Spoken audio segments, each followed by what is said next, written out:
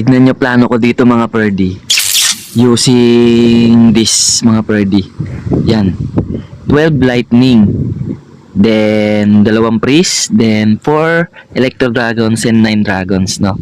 So, ganito ang plano mga perdi.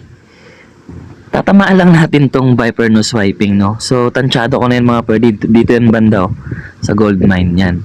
Sa pool yan, promise. Ako nagsasabi sa inyo.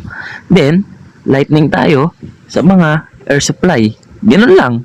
Pag na-lightning natin, mas drag tayo dito, malapit sa, Eagle Altieri Rit. Oh, yun lang yun. Ganun lang.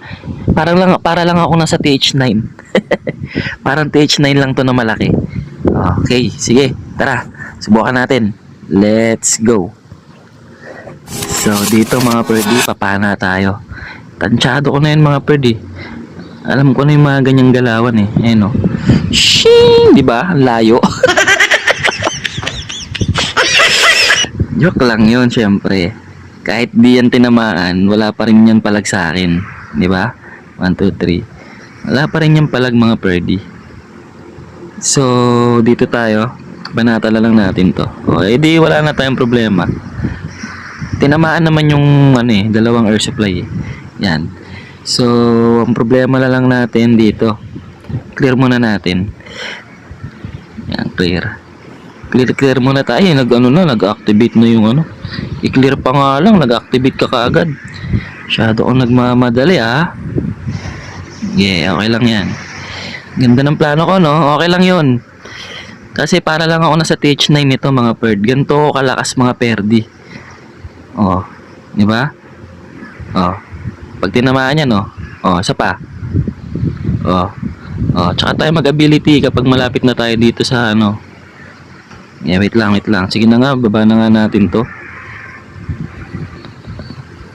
Wait lang. Sige. Pipirituin nyo pa, Huwag nyo prituin yan. Sige na nga, dito na tayo. Naggala kasi, pero okay lang yan. Wasak yan.